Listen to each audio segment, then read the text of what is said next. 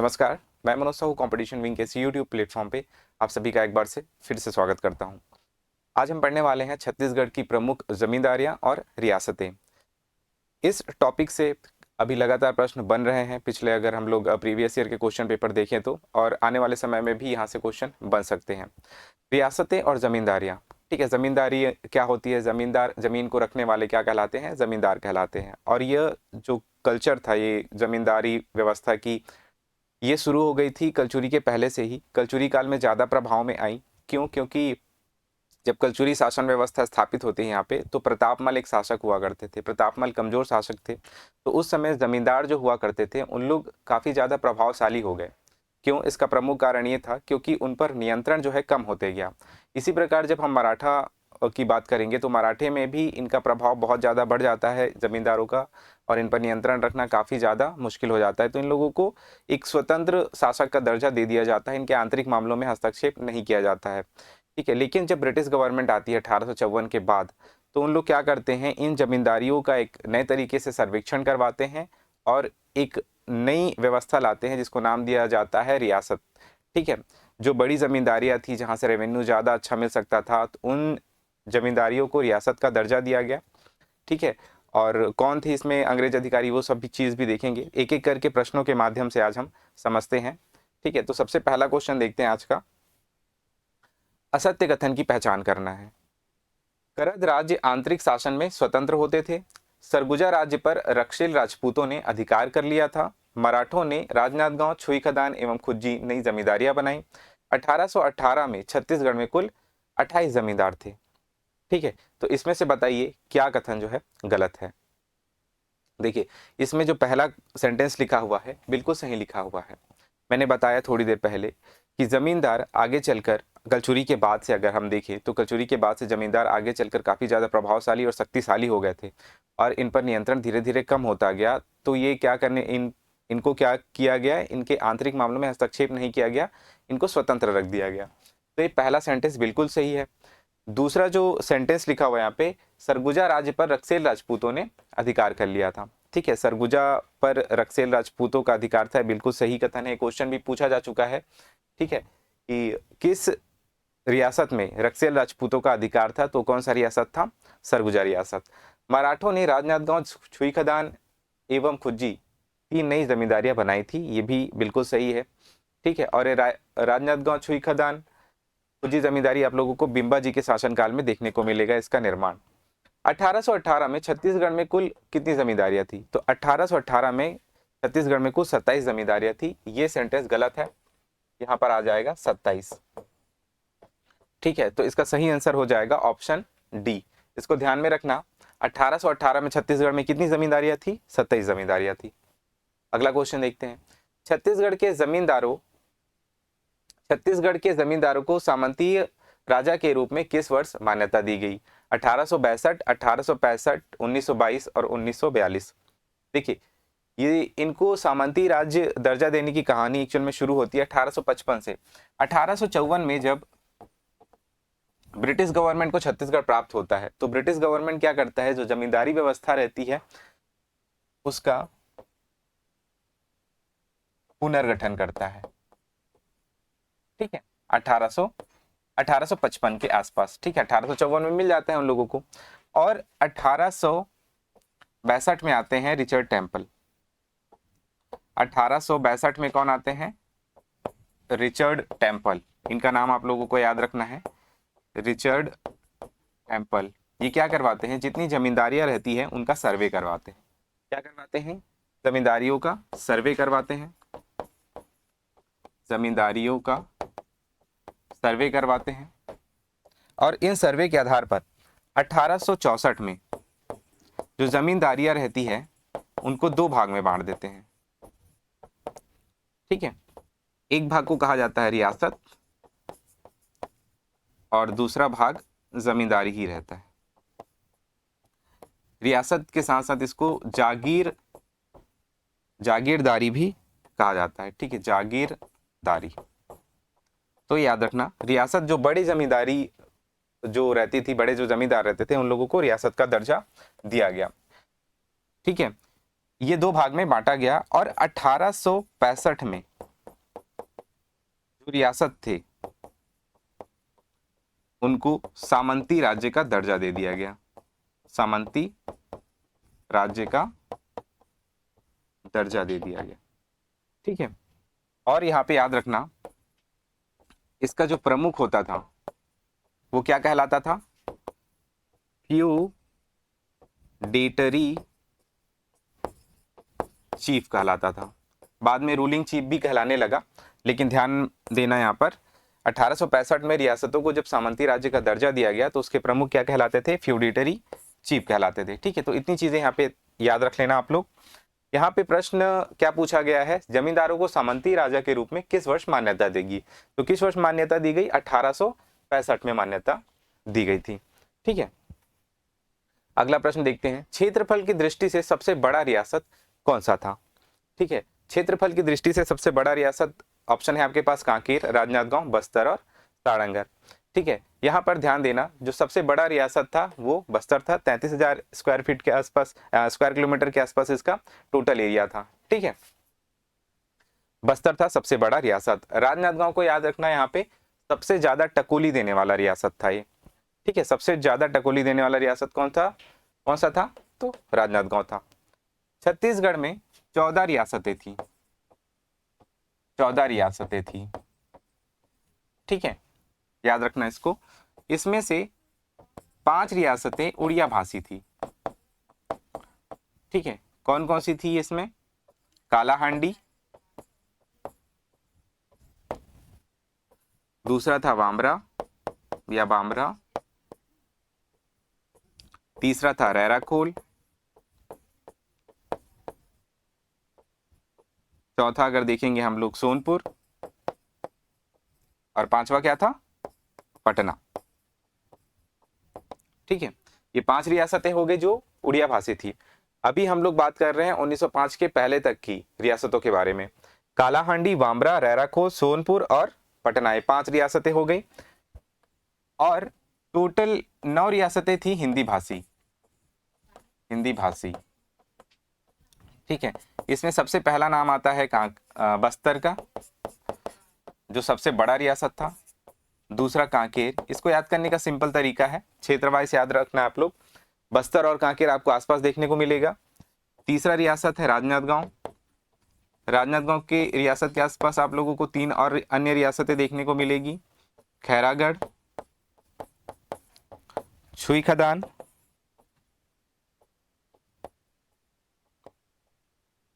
और एक है कवर्धा। ठीक है, ये टोटल कितने हो गए, 6 रियासत हो गए यहाँ पे। 7वां रियासत सारंगढ़, 8वां रियासत है रायगढ़, और 9वां रियासत है शक्ति। ये 1905 के पहले तक का पिक्चर है, समझ लीजिए इसको। ठीक है, छत्तीसगढ़ में रियासत होगा कालाहांडी, बामरा, रैराखोल, सोनपुर, पटना, ये उड़िया भाषी, और इधर 9 जो थे हिंदी भाषी थे। ठीक है, टोटल याद हो जाएंगे। 9 याद रखना बहुत आसान है, 2 बस्तर क्षेत्र से हैं, बस्तर और कांकेर। 4 जो है राजनांदगांव के आसपास के क्षेत्र, राजनांदगांव, खैरागढ़, छुई खदान और कवर्धा। सारंग और रायगढ़ 2 एक साथ आपको देखने को मिलेगा, और शक्ति वहीं पे पास में है। ठीक है, तो टोटल कितने रियासत हो गए, 14 हो गए। ये 1905 के पहले की है। लेकिन 1905 में जब पुनर्गठन होता है भाषाई आधार पर, ठीक है, बंगाल विभाजन जब होता है तो भाषाई आधार पर राज्यों का पुनर्गठन होता है, तो इसमें जो उड़िया भाषी जो क्षेत्र थे वो किसको मिल जाता है, बंगाल प्रांत को मिल जाता है, और बंगाल प्रांत के 5 क्षेत्र हमें मिल जाते हैं। ठीक है, तो वो कौन कौन से क्षेत्र रहते हैं, उदयपुर, जसपुर, कोरिया, चांग बखार, और 5वां सरगुजा। तो 1905 के बाद ये रियासतें छत्तीसगढ़ में शामिल हो जाती है। ठीक है, तो इतना हमें याद रखना है। यहाँ से सबसे बड़ा रियासत अगर पूछेगा तो बस्तर था, और सर्वाधिक टकोली देने वाला रियासत कौन सा था, राजनांदगांव था। ठीक है, तो यहाँ से एक प्रश्न आपका बन जाएगा, सबसे बड़ा रियासत क्या है, बस्तर है, ऑप्शन सी इसका सही आंसर हो जाएगा। आगे देखते हैं, बस्तर में प्राथमिक शाला का प्रारंभ किस राजा के शासनकाल में हुआ। बहुत अच्छा प्रश्न है, आपको हर जगह नहीं मिलेगा ये देखने को। भैरम देव, दरियाव देव, अजमेर सिंह या महिपाल देव। ठीक है, ये महिपाल देव है ये। तो किस राजा के समय पहली प्राथमिक शाला देखने को मिली थी बस्तर क्षेत्र में? तो ध्यान देना, इसका सही उत्तर है भैरम देव। भैरम देव के शासनकाल में बस्तर में सबसे पहली बार प्राथमिक शाला देखने को मिली थी। ठीक है, उसके बाद 1886 के आसपास 3 और प्राथमिक शालाएं देखने को मिलती है। और यहाँ पे ध्यान देना, बस्तर में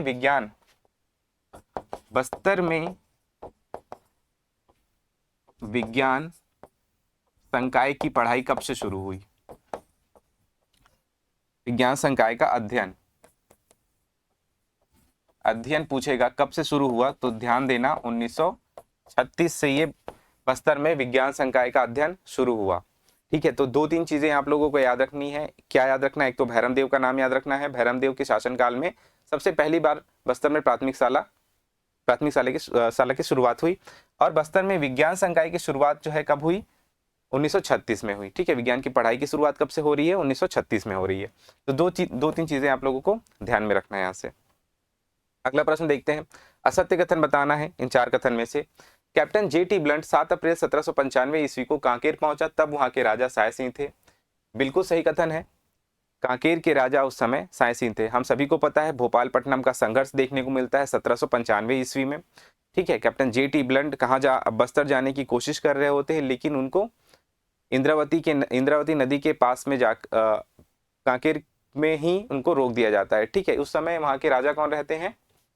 साय सिंह रहते हैं। ठीक है, 1795 ईस्वी में। 28 नवंबर 1807 में रामचंद्र बाग ने बस्तर पर आक्रमण किया। बस्तर पर 2 बार आक्रमण हुए मराठा शासनकाल में। एक बार नीलूपंथ ने आक्रमण किया था 1770 ईस्वी में, और दूसरी बार हुआ है 1807 ईस्वी में रामचंद्र बाग ने आक्रमण किया है।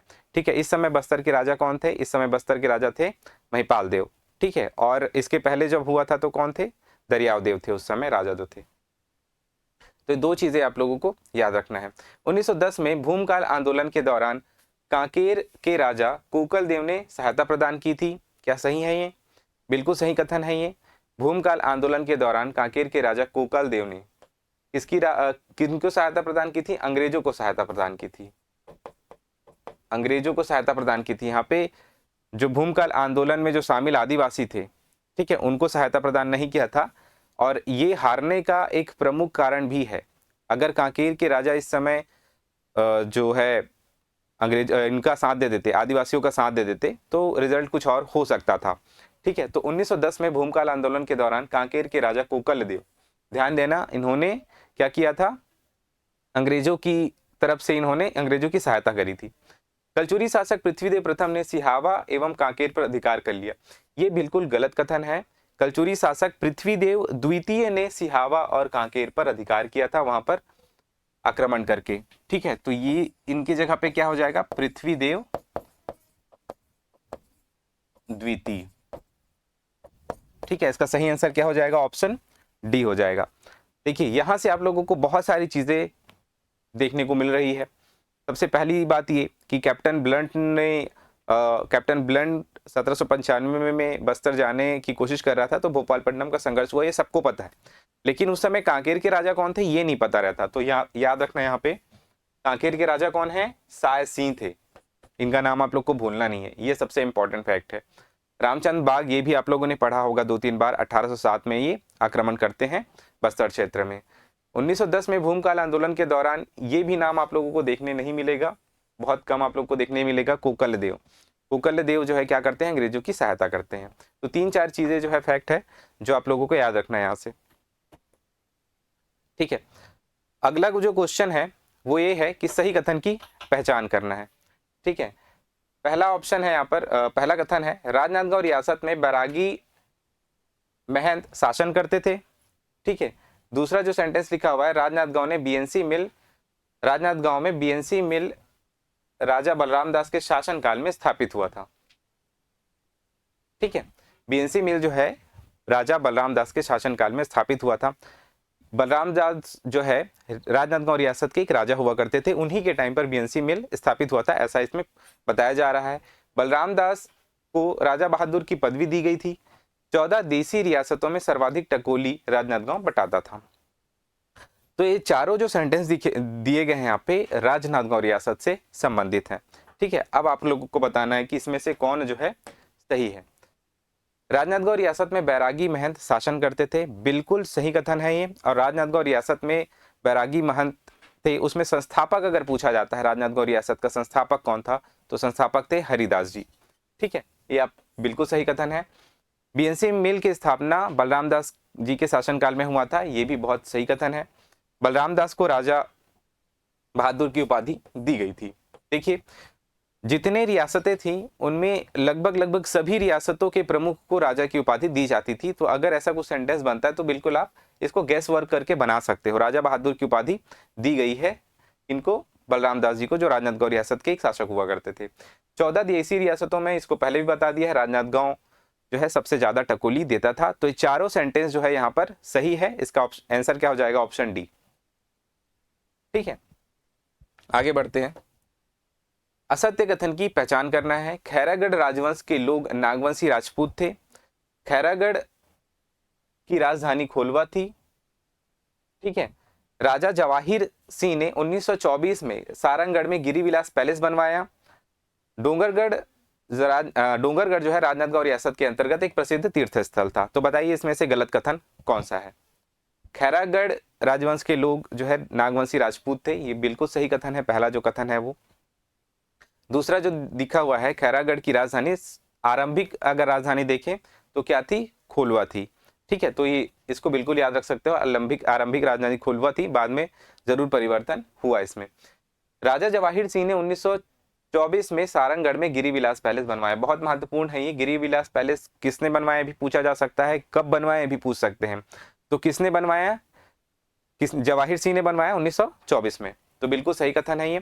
डोंगरगढ़ राजनांदगांव रियासत के अंतर्गत प्रसिद्ध तीर्थ स्थल था, क्या सही है ये? गलत कथन है ये। खैरागढ़ जो राजनांदगांव जो था रियासत, वो एक्चुअल में खैरागढ़ के अंतर्गत आता था, खैरागढ़ रियासत के अंतर्गत आता था, स्वतंत्र था।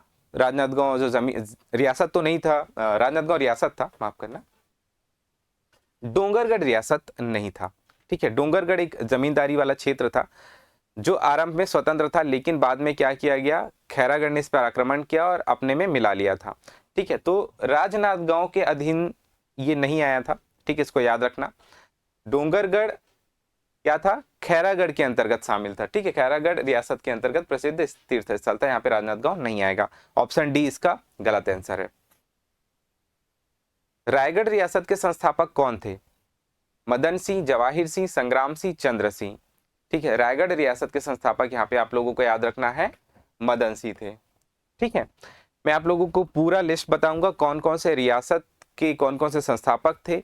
और यहाँ पर याद रखना है कि जब विलय हुआ, रियासतों का भारत संघ में विलय हुआ, तो उस समय विलय पत्र पर हस्ताक्षरकर्ता कौन थे, उसका भी लिस्ट हम लास्ट में देखेंगे। फिलहाल अभी आप लोग यहाँ से क्वेश्चन के माध्यम से याद रख लीजिए, रायगढ़ रियासत के संस्थापक कौन थे? मदन सिंह थे। अगला प्रश्न देखते हैं। हरि एवं गुज्जर नामक सिपाही की कहानी किस रियासत से जुड़ी हुई है? ये बहुत फेमस कहानी है हरि और गुज्जर की। आप लोग इसमें से बताइए कौन सा जो है ऑप्शन है सही है। और आप लोगों को इनकी कहानी के बारे में देखना है अगर हरि और गुज्जर की, तो हमारे जो YouTube चैनल है वहाँ पर इनसे रिलेटेड कहानी वहाँ पे बताया गया है, तो वहाँ पे जाके आप देख सकते हो क्या कहानी थी। ठीक है, तो हरि और गुज्जर नामक सिपाही की कहानी किस रियासत से संबंधित थी? तो शक्ति से संबंधित थी इसकी कहानी। ठीक है, इनकी पूरी कहानी आप लोगों को वीडियो में मिल जाएगी, तो आप देख सकते हो। ठीक है, कवर्धा राज्य रघु जी ने किसे सैनिक सेवा के बदले पुरस्कार स्वरूप दिया था? इसको अलग अलग तरीके से कई बार पेपर में पूछा जा चुका है। ठीक है, तो ऑप्शन है आपके पास महाबली सिंह, बहादुर सिंह, ठाकुर सिंह और इनमें से कोई नहीं। ठीक है, तो कवर्धा राज्य को रघु जी एक भोसला राजा हुआ करते थे, उन्होंने किसको सैनिक सहायता के बदले जो है कवर्धा रियासत दिया था? तो कौन थे? महाबली सिंह। ठीक है, महाबली सिंह को सैन्य सहायता के बदले रघु जी ने कवर्धा रियासत दिया था, इसको याद रखना है। बहादुर सिंह भी कवर्धा रियासत से संबंधित थे, लेकिन इनके टाइम पे याद रखना, इनके टाइम पे क्या हुआ था, सामंती राज्य का जब दर्जा मिला 1865 में, ठीक है, रिचर्ड टेम्पल ने जब ये सब प्रयास कर रहे थे, तो उस समय कवर्धा में राजा हुआ करते थे बहादुर सिंह। ठीक है, सामंतीय राजा का जब दर्जा प्राप्त हुआ तो कौन शासक थे वहां पे? अगर ऐसा पूछा जाता है तो कौन थे? बहादुर सिंह थे। ठीक है, सत्य युग में की पहचान करना है। यहाँ पे एक तरफ रियासत दी गई है, दूसरी तरफ संस्थापक दिए गए हैं। ठीक है, तो आप बता सकते हो कौन कौन से थे संस्थापक।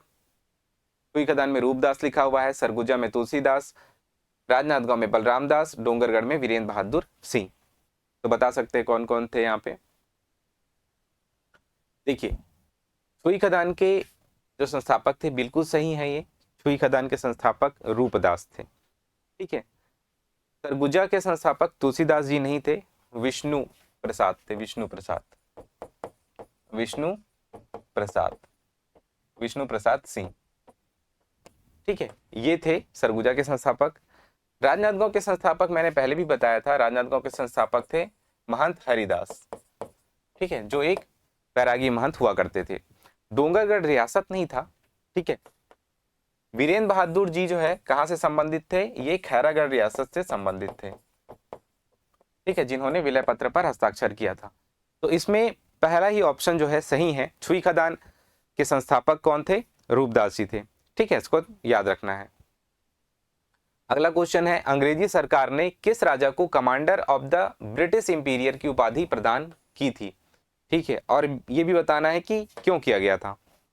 Commander of the British imperial की उपाधि किसे प्रदान की गई थी। ऑप्शन है आपके पास रामानुज शरण सिंह, रघुनाथ शरण सिंह, बलभद्र सिंह और अजीत सिंह। ठीक है, तो किसको प्रदान की गई थी अंग्रेजी सरकार द्वारा। इसका सही आंसर है रामानुज शरण सिंह, रामानुज शरण सिंह। रामानुज शरण सिंह को यह उपाधि इसलिए दी गई थी क्योंकि फर्स्ट वर्ल्ड वॉर में इन्होंने ब्रिटिश गवर्नमेंट की सहायता करी थी। ठीक है, इसीलिए इनको commander of the British imperial की उपाधि दी गई थी रामानुज शरण सिंह को। अगला प्रश्न है, राजा बहादुर एवं सितारे हिंद की उपाधि किन्हें प्रदान की गई थी। ठीक है, इसके पहले भी हमने राजा बहादुर पढ़ा, बलराम दास जी को मिला था, राजनांदगांव रियासत के एक राजा हुआ करते थे। ठीक है, इसके अलावा राजा बहादुर एवं सितारे हिंद, यहाँ पे ध्यान देना, सितारे हिंद भी लिखा हुआ है। राजा बहादुर एवं सितारे हिंद की उपाधि किन्हें प्रदान की गई थी। ऑप्शन है शिवराज सिंह, विंध्येश्वरी प्रसाद सिंह देव, कल्याण सिंह या इनमें से कोई नहीं। तो इसका सही आंसर है विंध्येश्वरी प्रसाद सिंह देव। ठीक है, विंध्येश्वरी प्रसाद सिंह देव को राजा बहादुर और सितारे हिंद की उपाधि प्रदान की गई थी। ठीक है, अगला प्रश्न है, असत्य कथन की पहचान करना है। 4 ऑप्शन दिए गए हैं आपके पास। ठीक है, कोरिया रियासत की आरंभिक राजधानी सोनहत थी। इस रियासत में कोल राजाओं का शासन हुआ करता था। 1931 में रामानुज प्रताप सिंह गोलमेज सम्मेलन में भाग लिए थे। शिवमंगल सिंह पूर्वी रियासतों के संघ के अध्यक्ष थे। ठीक है, तो ऑप्शन इसमें बताना है कि असत्य कथन कौन सा है। कोरिया रियासत की आरंभिक राजधानी बिल्कुल सही है, यहाँ पर सोनहत ही थी। ठीक है, सोनहत जो है कोरिया रियासत की आरंभिक राजधानी थी। ये फैक्ट है, इसको आप लोग याद भी कर लेना। और जितनी चीजें मैं बता रहा हूँ इसको आप लोग नोट डाउन करके रख सकते हो, क्योंकि ये बहुत डिफरेंट फैक्ट है, आपको हर जगह हर पुस्तक में नहीं मिलेगा। इस रियासत में कोल राजाओं का शासन था। ये भी बहुत सही है, कोरिया में कोल राजाओं का शासन था, ऐसा आप कंपेयर करके याद रख सकते हो। कोरिया में कोल राजा थे। 1931 में रामानुज प्रताप के बारे में 2 चीजें याद रखनी है आप लोगों को। सबसे महत्वपूर्ण चीज ये कि 1931 में गोलमेज सम्मेलन में भाग लिया था। और जो चौथा कथन लिखा हुआ है वो गलत है। क्यों गलत है? क्योंकि पूर्वी रियासतों का जब संघ बनाया गया था, पूर्वी रियासतों का संघ बनाया गया था, किस लिए बनाया गया था? क्योंकि इन लोग जो थे, जब रियासतों का संविलियन हो रहा था, भारत संघ में संविलियन हो रहा था, मिलाने का प्रयास कर रहे थे सरदार वल्लभ भाई पटेल, तो कुछ लोग जो है भारतीय संघ में शामिल नहीं होना चाह रहे थे। उन लोग ने क्या किया था, पूर्वी रियासतों का संघ बना लिया था। ठीक है, विरोध में। तो उसके जो अध्यक्ष, उस संघ के जो अध्यक्ष थे वो थे रामानुज प्रताप सिंह, शिवमंगल सिंह नहीं थे। तो ऑप्शन डी जो है इसका करेक्ट आंसर हो जाएगा। यही सेंटेंस असत्य है। तो यहाँ पे क्या क्या चीजें आप लोगों को याद करने के लिए मिल गया यहाँ पे। एक तो कोरिया की प्रारंभिक राजधानी सोनहत, कौन राजा हुआ करते थे, किस वंश का राजा हुआ करता था वहां पे, तो माफ कीजिएगा, शासन हुआ करता था, तो कोल राजाओं का शासन हुआ करता था। और सबसे इंपॉर्टेंट चीज, रामानुज प्रताप सिंह देव जो गोलमेज सम्मेलन में भाग लिए 1931 में। और दूसरा महत्वपूर्ण चीज क्या है, पूर्वी रियासतों के संघ के अध्यक्ष थे वे। ठीक है, तो कोरिया रियासत से इतनी चीजें आप लोगों को याद रखनी है। भटगांव के प्रथम जमींदार कौन थे, ये एग्जाम में पूछा जा चुका है, ये आप लोग बता सकते हो, बहुत सरल प्रश्न है ये। विजय यादव, यादव राव, शेर खान या राम नरेश। ठीक है, तो इसका सही आंसर है यादव राव।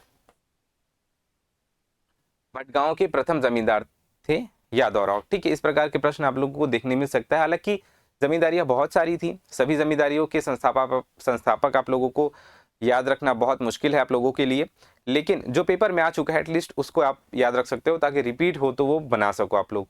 भटगांव के प्रथम जमींदार कौन है? यादवराव है। सोना खान के प्रथम जमींदार कौन थे? सोना खान के प्रथम जमींदार याद रखना बहुत ज्यादा जरूरी है आप लोगों को, क्योंकि वीर नारायण सिंह, ठीक है, वीर नारायण सिंह, शहीद वीर नारायण सिंह कहां से संबंधित थे? सोना खान जमींदारी से संबंधित थे। और इससे रिलेटेड बहुत ज्यादा प्रश्न देखने को मिलता है, लेकिन एक बेसिक क्वेश्चन है कि उसका संस्थापक ही कौन था, सोना खान जमींदारी का, या प्रथम जमींदार कौन था? तो याद रखना बिसई बिंझवार, बिसई बिंझवार को बाहर शाह ने, बाहर शाह हम सभी को पता है कलचुरी शासक हुआ करते थे, तो बिसई बिंझवार को बाहर शाह ने सैनिक सहायता के बदले यह जमींदारी पुरस्कार स्वरूप प्रदान की थी और आगे चलकर उन्हीं के वंशज ने फिर यहाँ पे शासन किया था, जिसमें से एक है वीर नारायण सिंह। तो याद रखना बिसई बिंझवार या फिर बिसैया ठाकुर भी कहीं कहीं पे लिखा रहता है।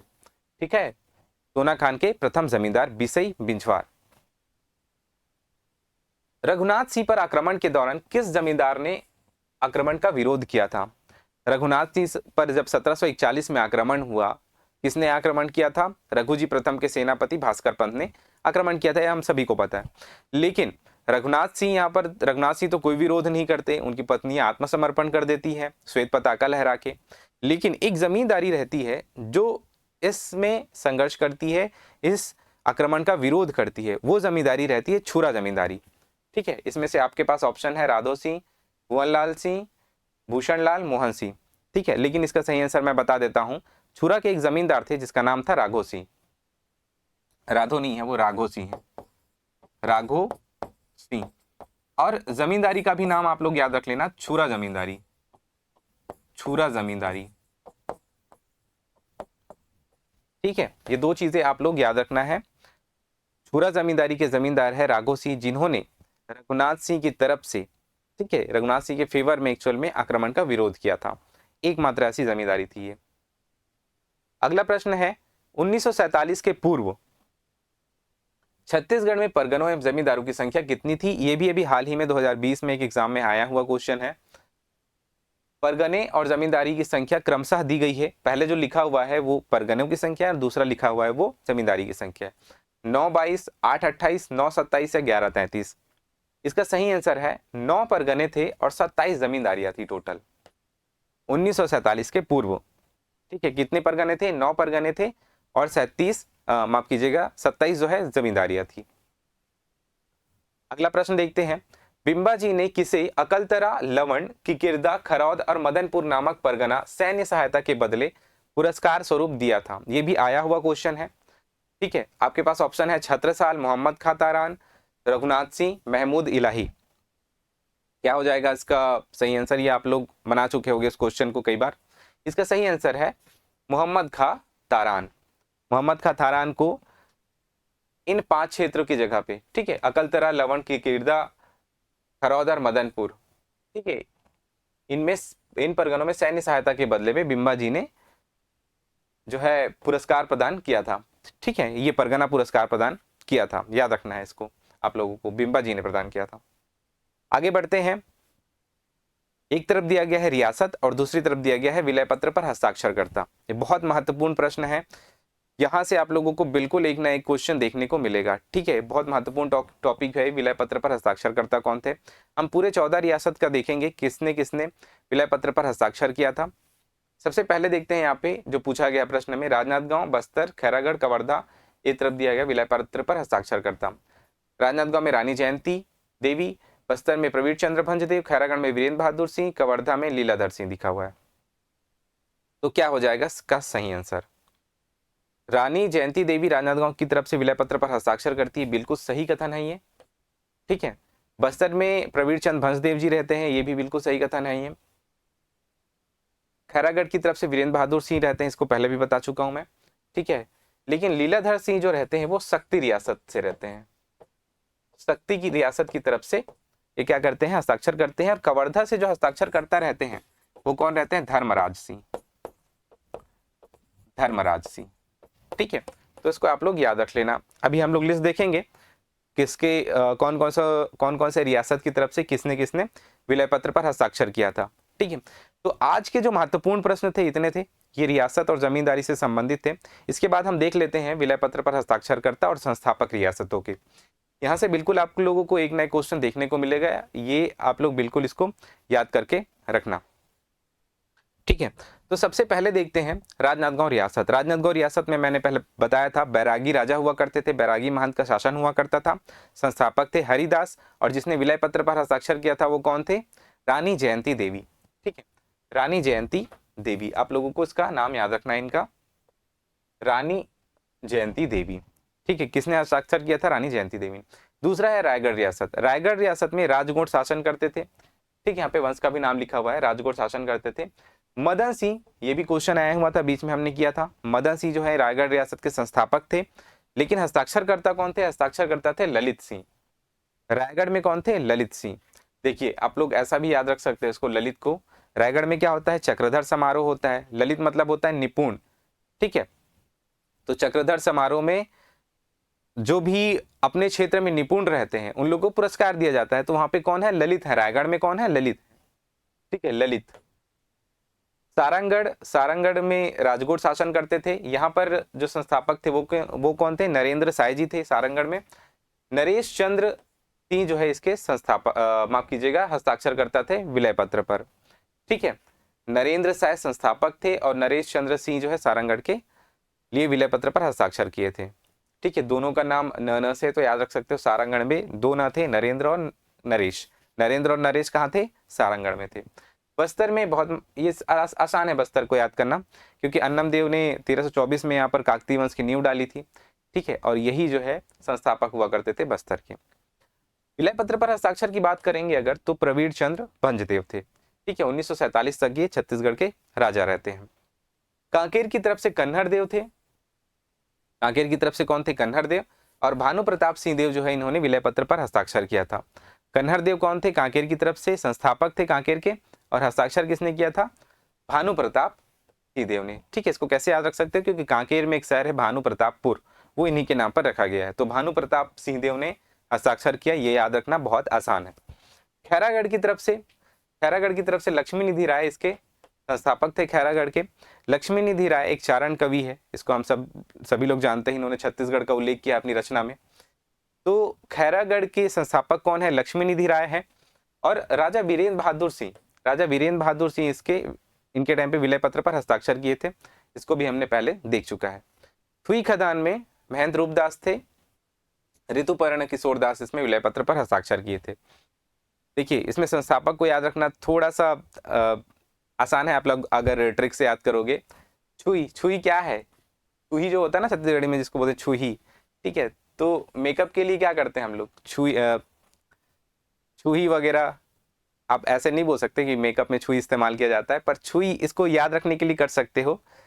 रूपदास, रूप निखर के क्या आ रहा है? जो छुई लगा रहा है उसका रूप निखर के आ रहा है, तो रूपदास कौन है?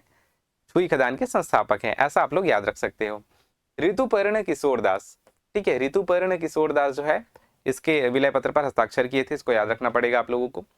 कवर्धा, कवर्धा में बहुत महत्वपूर्ण है, महाबली सिंह, पेपर में आ चुका है, ये 2 बार आ चुका है। महाबली सिंह इसके संस्थापक थे, इनको सैनिक सहायता के बदले कवर्धा रियासत प्रदान किया गया था। किसने किया था? रघु जी, जो एक भोसले शासक थे, उन्होंने प्रदान किया था।